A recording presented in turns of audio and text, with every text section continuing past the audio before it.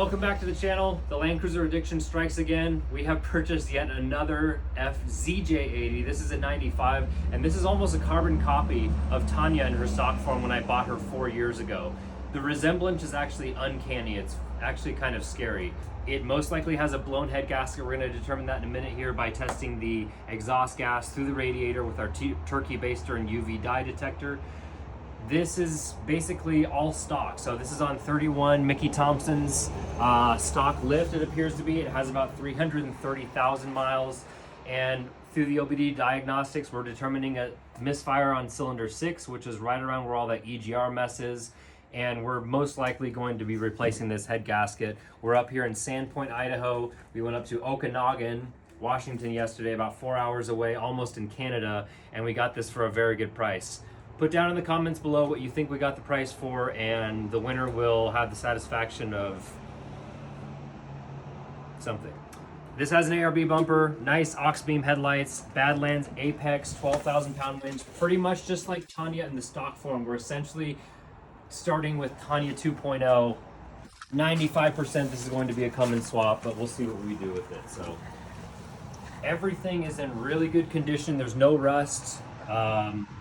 I literally found this on Facebook Marketplace. Matt Bloom was nice enough to reference this to me on Facebook on Messenger, and literally purchased a ticket the next day, flew out here. We picked up a trailer from U-Haul and towed it back from Okanagan with the 7.3 Power Stroke.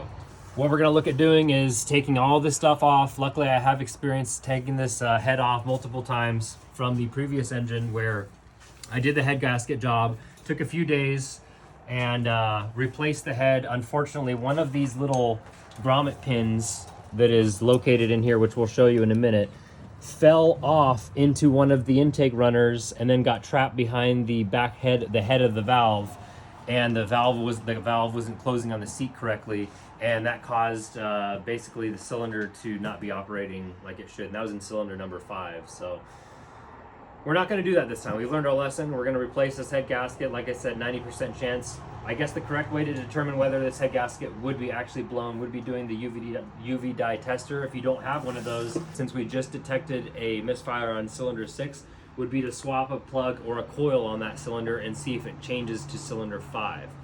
Like we said, we pretty much determined this is going to be a head gasket job, and that's why we got it for such a good price. Again, put down in the comments below what you think we got it for. We'll go ahead and give you a little bit of a walk around right now. Again, Mickey Thompson, I believe, yeah, Mickey Thompson razors. Actually, I'm not sure. Yeah, or no, excuse me, Maxxis razors and a 31 or a 265 75 R16. These are on the stock rims. Like we said, everything's pretty much stock. It's even got running boards. If you look into the cab here, we have the gray interior, which is pretty cool. I don't know what the schematics as far as the ratio of gray to brown or tan leather were, but I kind of like that it's this different color in here. The seats are in really good condition, just reupholstered. When I saw this on Marketplace, I saw that it would be a very good opportunity to buy for a come and swap, because unlike Earl, this provides us with a clean slate and we don't have to do hardly any, if any, body work whatsoever. So this is going to be a good swap candidate, or we could just turbocharge it. Put down in the comments if you want to do a CFX Racing turbo kit, maybe for the time being with the gas engine in there. I do like these 1FZs, but like this is a perfect platform to start to build from, and really clean cruiser. Got the stock mud flaps. I mean, this is good. We like these. Earl is most likely going to get sold. It's got like 2,000 views on Marketplace at $3,600. Hasn't sold yet, but we're not in Vegas to sell it anyways. Because of the amount of fabrication that would be required in order to convert a 91 into a come and swap, we just decided that we'd fly up here and grab this and probably have this as our next swap.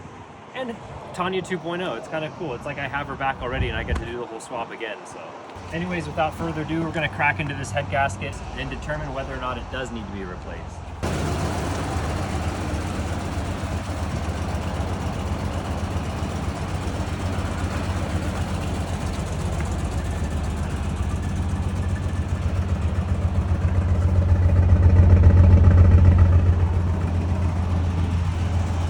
Probably fine. All right, so what we're gonna do is use our turkey baster UV dye detector 2, and then we use this blue UV dye, and we're gonna stick that in the radiator, and it'll determine whether or not we need to replace the head gasket. It's gonna tell us whether or not our coolant is mixing with exhaust gas. I'm gonna take a little bit of our UV dye, put it into our tube here, put it up against our radiator, and then we're gonna use this to suck air through it, the cooling system, and see whether or not this turns green.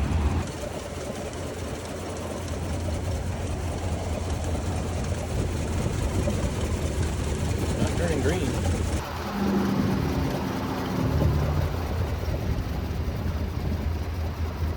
For whatever reason, I could not get the UV dye to turn green, and we pretty much just determined that it was going to be the head gasket in one way, shape, or another.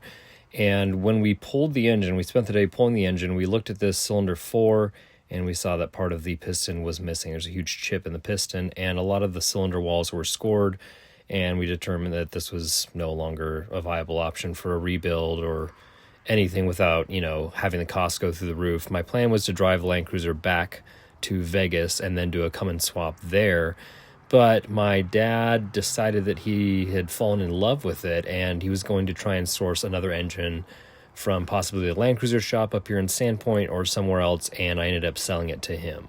So he now has possession of this landcruiser, and there will be more content to come in the near future, but that's going to be staying up here in Sandpoint, Idaho, and I will be returning to Las Vegas. But I'll definitely keep up to date with what type of engine, what type of build is going to be going in as far as the transplant and any future lifts, tires, modifications as well. I was pretty disappointed, but the plan was to drive it back down after just slapping a new head gasket and then yanking the motor out anyways and do it a come and swap, but trailering it would have been too much. So we'll see you all in the next one.